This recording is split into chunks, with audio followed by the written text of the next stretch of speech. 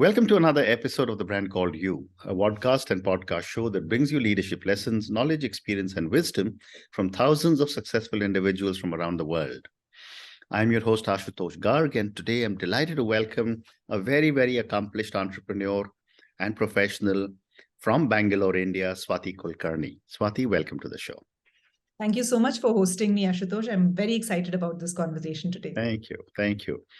Swathi is the co-founder and CEO of Elda Health. Swathi, before we get into any discussions on Elda Health, tell me a little bit about your own journey. Yeah, I think Elda Health is an extension of my own journey, Ashutosh, quite honestly. I have been born and brought up in a sort of a defense background. My dad was in the army for almost 30 years. So was mine. Oh, lovely. Always nice to meet another defense.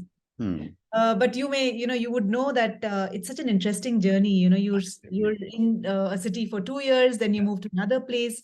So the entire conversation about making friends was just about speaking to someone, connecting with that person at a level which is not even superficial anymore. Correct. Making those new acquaintances and friendships along the way. So while we were growing up, not just languages, but cultures, socioeconomic statuses that we've gone through, I think have been a big part of what we've become today, both my brother and I. We've also grown up in a family of healthcare professionals. So health has been central, to our lives. I've had some personal, uncomfortable gynec experiences in the last 15, 20 years. So I think all of that brought together has really defined who I am today. Okay. I'm also a Vipassana meditator, which is for the last 5 years has sort of grounded me. So amongst all the chaos that I see in startups and outside, I think that's something that's definitely centered in this. So that's who I am. Amazing. So let's talk about Elda Health, which you'd say is a holistic midlife and menopause care. So tell me about this venture and what was your motivation to start it? Yeah. So two things. First, I think as a woman, I'm also a consumer of all products and services that women's health companies have to offer. Correct. So it started with a really personal experience. In my early 30s, I started experiencing some, I think, tough neck problems, back problems, of course, due to the stress and the pressure that startups bring along. I also had some gynec issues with my second child's delivery. And I think that entire complication of how women's health was just looked at as pregnancy and puberty really sort of intrigued me. And as I went towards the later part of my 30s, I realized that this is a segment of, maybe this is an age group where women are actually really ignored. And that's probably where I started thinking about building something in the space. The more and more I grew older, I think the more symptoms I felt myself. And when I looked around and spoke to people, I realized that there wasn't much help available, or at least there wasn't much non-judgmental, holistic help that was available. So 2020, towards the end of 2020, I realized that I should start looking at, more number of women, speaking to more of them to understand what those concerns are. My co-founders and I got together in Jan 2021 and created a group of around 250 midlife women, women in their 40s and 50s, primarily metros, tier 1, tier 2 cities across socioeconomic, status.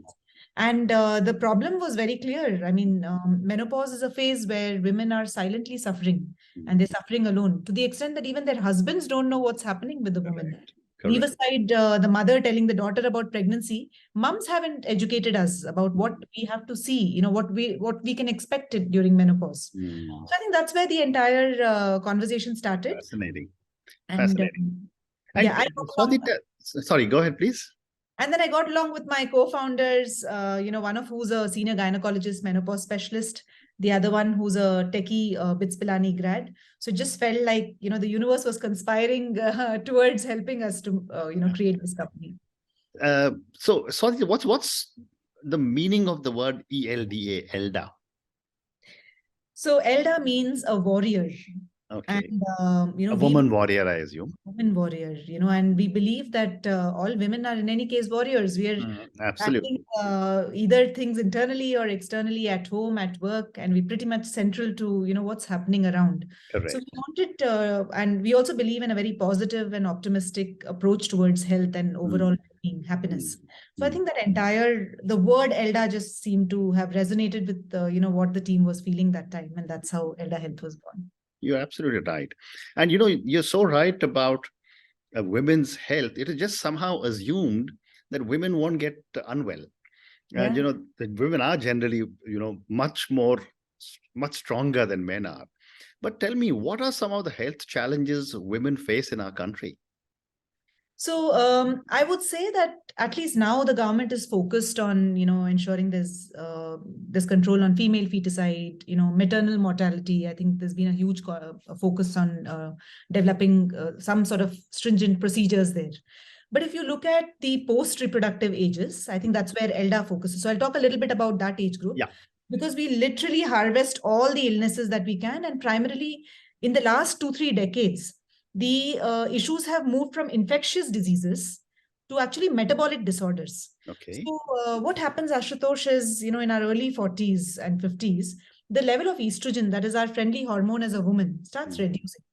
Now, once that starts dipping, we are more exposed to issues that were typically we were protected from. For example, diabetes or cardiovascular issues. Our bones become more porous. So you'll see a lot of women ending up in osteoporosis, in their 60s and 70s. So about it, think of it this way. I need to prepare for my long life that I'm going to have, because our lifespan has actually increased. So if I'm actually going to be living way into my 80s and 90s, I have to focus on my health in my 40s and 50s as a woman to ensure I don't end up in any chronic issues in my 60s. And I'm able to protect myself from the psychological, physiological, and probably urogenital issues that I'm exposed to today. So estrogen is the one that dips and causes all these issues in women. And estrogen is not something that you can supplement through an external source? You can. So there are treatments for it. For example, there's hormone therapies, there's HRT, MHT, and there are estrogen supplements that you can take. But there are also lifestyle interventions that you can take care of. Correct. There are natural supplements that you can take to protect yourself from hot flashes or lack of energy and so on. Ashutosh, another thing that is typically ignored is mood swings. Correct. I'm sure you've experienced that with your wife in her 40s and 50s, where she suddenly starts feeling angry, she's tearful. So this is very natural and normal. And because we don't talk about it, the woman feels very awkward about it. But every woman in her 40s and 50s is going through these hormonal changes in her body. And what is the reason a topic like this is not spoken about? I mean, these are normal bodily functions. Yeah. So maybe I'll ask you this question, have you ever spoken to when you were younger, was periods ever spoken about at home? No. I think periods, PMS is now being spoken about after decades of, women and men supporting this cause. I think menopause, I feel like they say in the US and the UK, there's this gold rush of menopause because there are more women who are in their 40s and 50s today who are now going to work. Our children are teenagers. They want to ensure that we're in good health. Our partners are supporting us. So to some extent, there's sort of a cultural shift that's happening. There's also an economic shift that's happening towards women becoming more financially independent. So they're able to take some calls for themselves. So I think that's why the narrative of menopause is becoming more and more prevalent now. On the other hand, if you look at it, say, a couple of generations ago, we were all living in joint families. So if a 45-year-old or a 55-year-old lady had hot flashes and she couldn't do something at home, there was some Masi, sister, someone around who was basically helping her. Correct. Today, I'm the only woman in the house. I'm the only woman who's going out to work. So I think that support system needs to be developed right now. That awareness needs to be developed right now. Fascinating. I've had so many conversations with people on how depression is something which is now being talked about. But now I'm going to remember to speak to people who can raise this issue also. But this is just amazing. Thank you for opening my eyes to this. My next question to you, Swathi, is how are you using technology to support a lot of the women? Yeah. So 3 things, Ashutosh. First is awareness. If I have to physically go and educate people about it, I'd probably be able to do maybe 1 lakh in a year, right? But there are 150 million women Correct. going through menopause in India and 1 billion women globally. Correct. So there's no way I can go and educate each one of them. Mm. So we use technology for awareness initiatives across the board. So we have an app that's free to download, and all the content and awareness initiatives there, the assessments, clinical assessments are available for free to our menopausal women. So I think that's been a huge, way of connecting with people. So technology helps us drive content and awareness to all these women out there. And what is your app called? It's called Elda Health, ELDAHEALTH. Okay, wonderful. It's available both on Play Store as well as App Store. Now, the other thing that we do is, the interesting aspect of health is the doctor can give you a pill to have. But if you don't comply, there is no way that you can feel better. True. So we use technology a lot to enable compliance. Okay. It helps in motivating people. It's able to nudge women at the right time with the right aspects. We also use technology to get something called the patient reported outcome measures, where we're able to see what improvement has the lady made. And all of us are looking for some gratification. So if I lose 1 kg, I'm incentivized to go walk the next day. If my skin looks better, or if I have less hot flashes, I want to do that again so that I feel better and better. So compliance is a second thing. Third one is operational efficiencies. So earlier, our health coach would take care of 15 women. Correct. In a month, because she would have to manage everything, her appointments, her scheduling. Now the same health coach is able to look at hundreds of women, because everything else is done through technology today on our app. So I think technology is what will help us scale to the 150 million women sooner rather than later. Amazing. And from a family perspective, once the older people in the family and the spouse and the children start to understand that this is something which most women in their 40s and 50s will go through, based on your experience, what is the kind of support families should provide? Yeah, great question, Ashutosh. And, I hope the thousands and lakhs of your viewers are listening in on this. The woman can't go through this phase alone. Correct. It's a very lonely journey. So the entire family, whether it's the in-laws, the parents, young teenage children of the lady, should really empathize with the woman. So it shouldn't be like, yaar, mummy hamesha soti kyun rehti hai? Gussa kyun aa jata hai? Those conversations need to be more about, hey, Mom, you've been through this. You've done so much for us. Now we're here for you. So I think just talking it out to the lady and telling her, we understand what you're going through. Don't feel alone. I think 70% of the problem, like my dad says, is solved. Other 30%, which is actually the bulk of the solution here, is to seek help. So, go to a platform like Elda if you can get holistic health interventions. Otherwise, go to your menopause specialist or gynecologist. Reach out to people who are specialists in this space who can solve it. Of course, you'll go to a gynecologist and she might say, "Yeah, endure this." But I can't endure this because it's a 3 to 10 years phase. So please seek help where people are, willing to help you and find scientific interventions that can solve problems for the longest run. So I'd say the family has to support and also enable the woman to take that, health support from outsiders. Interesting.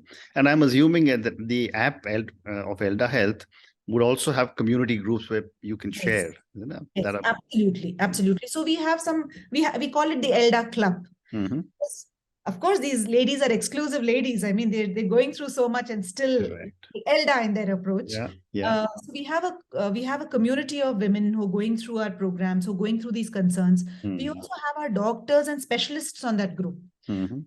Most of the conversations that are there are scientific. They're proven. It's not like ye kha lo, wo le lo, So we know that if you do this, you will seek improvement. It really helps, Ashutosh, because just knowing that somebody else is also going through this, just makes it not so lonely a journey for you. Correct. Well said. So my next question to you, Swathi, is that, based on what you're telling me, there's very clearly a need to differentiate between men and women's health. Because men in their 40s, 50s go through different kind of issues and women go through different kinds of issues. How does one go about differentiating this? Because, one tends to think, oh, I've got cholesterol, I've got sugar, I've got this. But there are certain issues which are unique to women. No, fantastic question. Quite honestly, researchers across the globe are looking at this today. Okay. It's a single-digit number of clinical trials, Ashutosh, globally, where women are actually tested for a drug that's released later that both men and women consume. Now, a woman is very different. So if I ask you, how is diabetes different in a man and a woman? The simple answer would be the man doesn't get gestational diabetes. The woman goes through gestational diabetes, which is very unique to her. The way her cardiovascular issues are very different from the way a man would go through it. So I think even metabolic disorders are very different for men and different for women. Correct. So I would say that really for healthcare professionals like us and so many other companies that are now providing help should really look at it from a very gender specific lens. So three things that I learned, from a very renowned expert in this space was gender specific care, gender aware care, where you know that you're aware of their actual needs, how different is it, and gender sensitive. So I may I mean I may be a female, I may be relating to myself as a female, but I think all these shades between the black and whites should be taken care of the way the individual, the human being wants to be taken care of. So yeah, I would say Very healthcare interesting. specifically needs to be done. Very interesting. So one thing that I remember when I founded Guardian and I brought GNC, there was a difference in vitamin supplements for women pre-50 and post-50, or pre-menopause. And the primary difference was that pre-menopause, there was iron in it. Absolutely. Post, it wasn't. So that's the first time I realized that there were even dietary differences. So my next question to you, Swathi, is that how does culture impact handling of female health issues? Because as you said, we don't even now, I think we don't talk about the period. But in some parts of our country it is a little more open. Large parts of our country it is not spoken about at all. How does culture handling female health issues? Culture has a big role to play, and I would say the culture starts from home. And then it's your city, it's your country, it's your organization, and then the world at large. So if you ask me, during 1980s and 90s when I was growing up, when there were no conversations about periods, for us it was very normalized at home because my dad would talk about it day in and day out. I'd have a conversation with my brother, and maybe that is what really enabled me to build a women's health company at the end. But building a culture of openly talking about some of these issues that women face at home, in organizations, and then the nation at large. Like, the government now is talking about sanitary napkins. I mean, how great is that? Each leader would have spoken about it, right? So now we have that focus, and I think we should continue to double down on these efforts. The other thing is, especially with menopause, there's a research that was sort of, was showing that in cultures where aging is related to wisdom, women were actually facing less menopause symptoms. But in cultures where aging is related to lack of fertility, lack of youth and beauty, women were facing a lot of symptoms. So it's pretty clear that the way the lady is made to feel at home, at work, in the country at large, I think that also determines her physical and mental health. So young girls, like my daughter is 9, Ashutosh, I can see a sudden switch in the way she was, very bubbly, more sensitive now, right? So puberty around 11, 12 really changes the way the girl feels about herself. Similarly, menopause, that's the end of your period life, from menarche to menopause, the lady starts feeling very, diffident about herself. So I think we should definitely, as a culture, try to build that sensitization as well as respect for this one woman who's done so much for us. Wonderful. I agree completely. My next question to you is on these challenges in rural India. Urban, of course, there is much more awareness, much more ability to communicate within the family as well. But have you done any work in rural India and how some of the women health challenges are tackled there? Yeah. So we haven't started any work in the menopause space because, our target group is still urban. And I would say that menopause is at a phase where first the urban Indian women need to really educate themselves and then spread the word. But, with my dad and I, we've looked at a lot of these period related issues in the rural parts of the country. And I think there is a slight increase in the awareness over years, especially with some of these government initiatives, I think, where people are understanding what it means to have basic hygiene, especially intimate hygiene has become a big deal for us. It should be, rightly so. I think there is a huge gap, Ashutosh, today. In rural India, especially with midlife women, their concerns are aplenty. So it's like the Maslow's hierarchy, right? So I think for us to get to a stage where we're able to loop in the rural folks and to really bring them onto this phase of awareness and education, we still have probably 4-5 years to go. And a big change would happen there when there is a change in the public health policies across the country. Because I think the private companies can only do so much. But if we want to do this mass awareness, there needs to be a lot of initiatives, from the public health policies. Very interesting. My last question to you, Swathi, and this is for the many, many people who will listen to us. Based on your incredible journey handling, women's health, or older women's health, or menopausal women's health, what would you say are 3 lessons or 3 learnings you want a lot of our young viewers to take away from our conversation? Yeah, I think first would be awareness. Being aware of ourselves, our physical and mental health, very important, and it starts from a very young age. Yeah. So awareness of our own selves as well as importance towards health. Yeah. Second, especially to the women, young or old, I'd say building a sense of sisterhood. Really building that community of women, around you. Whether it's pregnancy, whether it's menopause, whether it's at work, but having just women and men alike, helping them support you, I think is really important. The third one, especially for the younger girls, I would say that start taking care of your health in your 20s and 30s. Because, your bone health, your nutrition, your mindfulness is going to go a long way. And advances in technology and science, we're living way into our 90s. Correct. So it's not just about the number of years that we live, but it's the quality of life. Yeah, awareness, sisterhood, and actual focus on, improving our health every day. Amazing. And on that note, Swathi, and your 3 amazing lessons, be aware of physical and mental health, create awareness about yourself and your body, build a sense of sisterhood for support. And, this morning only I was reading an article in the paper which said that it is the sisterhood and the ability to communicate that women have with each other is what adds significant amount of confidence in their own health. And the third one you said was start taking care of health in your 20s and 30s.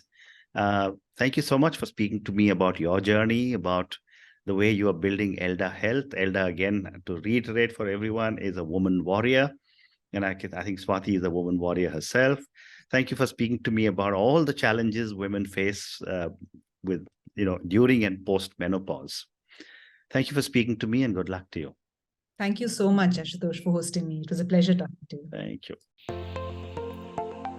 Thank you for listening to the Brand Called You videocast and podcast, a platform that brings you knowledge, experience, and wisdom of hundreds of successful individuals from around the world. Do visit our website www.tbcy.in to watch and listen to the stories of many more individuals. You can also follow us on YouTube, Facebook, Instagram, and Twitter. Just search for the Brand Called You.